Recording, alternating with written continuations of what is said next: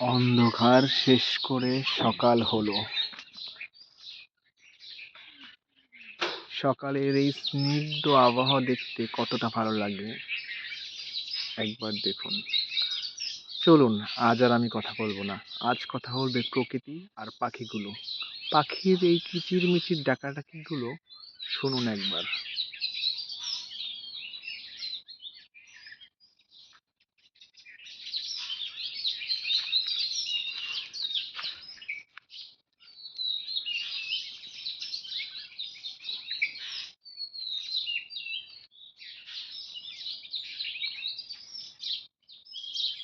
ফজর শেষে মাত্রই অন্ধকার ঘনিয়ে ফর্সা হলো।